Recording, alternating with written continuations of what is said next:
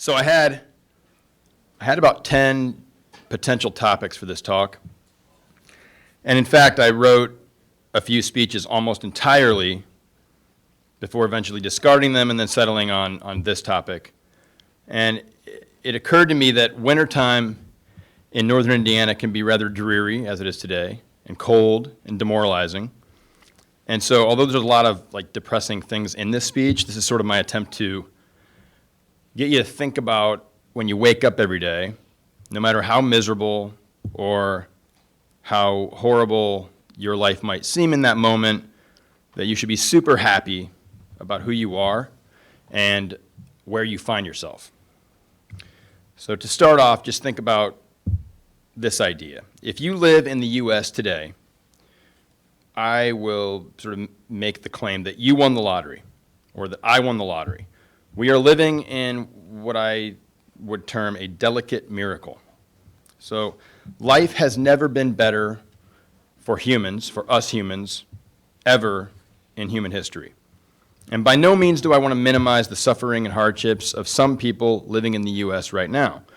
There are certainly many who got a bad roll of the dice, and I hope that we can use our position in society to ameliorate some of those realities. But speaking generally, from a historical context, I maintain that we won the lottery and that we live in a delicate miracle. So first, I'll define we. Mostly, of course, I mean US citizens, but I should also include citizens from other stable democratic governments, or in AP comparative government, we call these advanced democracies. So Canada, South Korea, the European Union, Australia, et cetera, et cetera. The first and most obvious thing to point out is that advanced democracies, if my math is correct, make up about 10 to 15% of the global population. So right out the gate, we all had no greater than a 15% chance of being born into this miracle. Or, conversely, an 85% chance of being born in a place with far more restrictions on individual liberties, underdeveloped infrastructure, security issues, endemic corruption, and ineffectual educational institutions. In saying that, I'm fully aware in using this evidence that certain parts of the US requires improvement in these areas. But on the whole, we're in a pretty good position, all things considered. Now, the glaringly obvious metric to consider is life expectancy. Now, for the bulk of human history, life expectancy hovered around 30 years. So Paleolithic, Neolithic, Bronze Age, Iron Age, Greece, Rome, late medieval, et cetera, et cetera. In fact, the 1900 world average for life expectancy was 31. So from Neolithic, or New Stone Age, all the way to 1900, it's about 12,000 year span, life expectancy for humans on this earth was around 30 years of age. Very little progress had been made from the time humans started using stone tools to the invention of the light bulb and photography.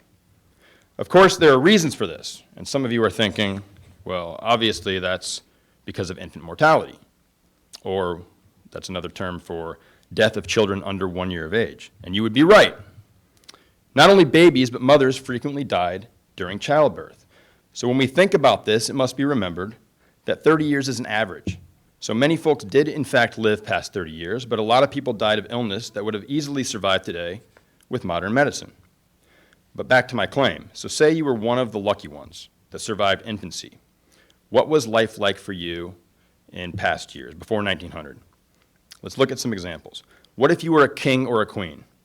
Surely life would have been better for you had you been at the very top of the pyramid. At least life must have been better if you had a castle. And I arbitrarily just chose England during the 1300s and 1400s as an example. So King Edward II was killed, King Edward II was killed or died, we don't know, in prison at age 43. Richard II is thought to have died of starvation, also in prison, at age 33. Henry IV died of a disfiguring skin disease, age 45. Henry V died of dysentery, death by diarrhea, age 35. Henry VI was likely murdered in prison at age 49. Edward IV died of illness at age 40. Edward V disappeared at 12 years old and was thought to have been killed by Richard III, who himself died in battle at age 32. And I'm just reading down the list here. Aside from some occasional exceptions, it would seem that being king was not a good diagnosis. It's true that 1700 on, or from 1700 on, the monarchs of Britain lived much longer. But consider their personal tragedy. Queen Anne was pregnant 17 times. All of these babies, but one, died before the age of 2. Her only son died at age 11 and was severely ill his entire life. So the prospects for a long, happy life were not good. And if you did live past 30 years of age, it would be filled with tragedy. So who wants to be queen? We could also consider U.S. presidents who dealt with the loss of children. Adams, Jefferson, Quincy Adams, Lincoln, Pierce, Taylor, Garfield, Cleveland, Tyler, and Harrison all lost multiple young children, most of them dying of diseases that are easily remedied today. So the most powerful men in America in the past had to endure unimaginable heartache. After James Garfield's daughter died of diphtheria at just 3 years old, he wrote in a letter to a friend, "It's as if the fabric of my life were torn to atoms and scattered to the winds." So it's good to be king or queen or president, right? Not so much. If life was as miserable as it was for monarchs or presidents, just imagine what it must have been like back then for ordinary citizens, dealing with food scarcity, poor sewage situations, and war. Never mind that if they had access to doctors, bad medical practices might ensure you die young and in excruciating pain. Maybe you've heard of bloodletting or mercury poisoning. I mean, if you weren't feeling well, they would dose you with mercury to make sure that you never feel well. So let's look at crime for a moment. The 24-hour news cycle has us all believing that there are kidnappers, muggers, and serial killers on every block. When I was growing up, I rode my bike around the neighborhood, largely unsupervised, from around the age of 7.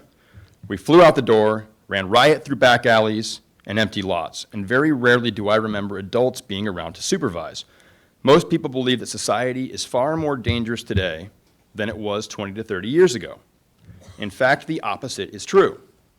The FBI and the Bureau of Justice Statistics both did reports on this. You can go and read the data.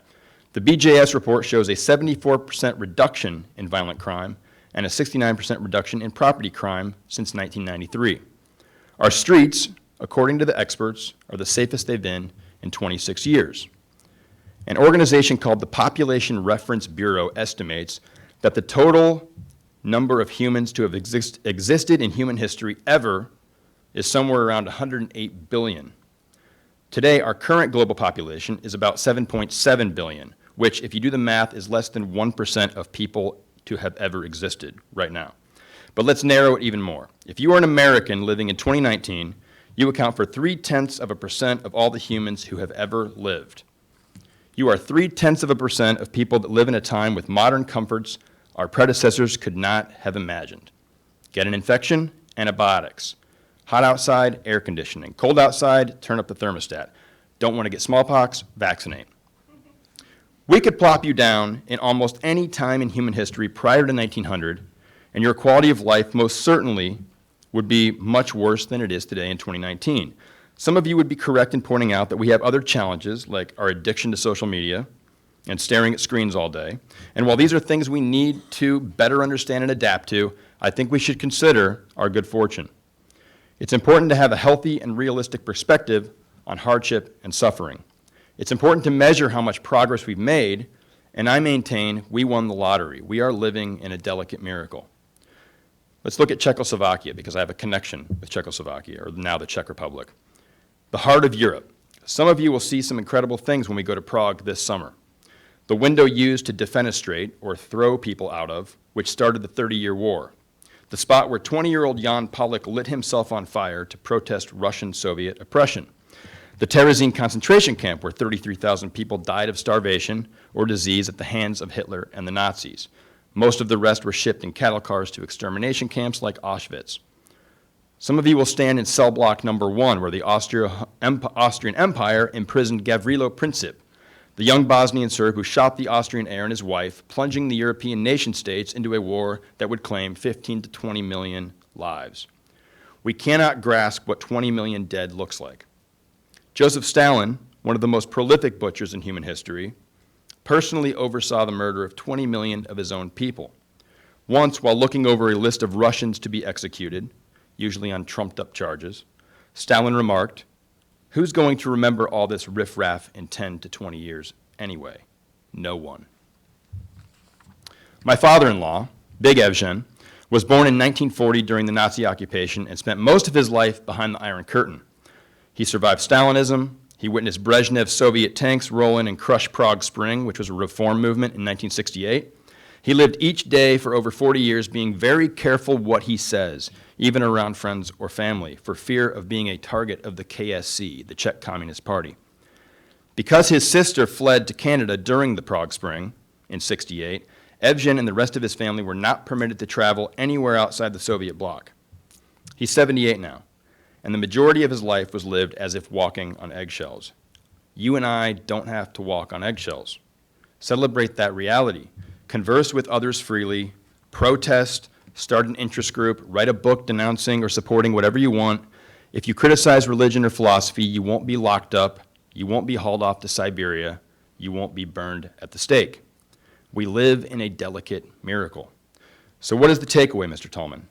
I only ask that you consider what we've inherited, what our predecessors had to endure to leave us this miracle, and the chances of you being born into 0.3% that actually have constant access to clean water, hot water, medicine that works, text messaging, relatively affordable transportation, freedom to blog, freedom of assembly, to have an attorney, be read your rights, DNA testing of crime scenes, airbags, Whole Foods Market, Amazon, 2-day shipping, and on and on.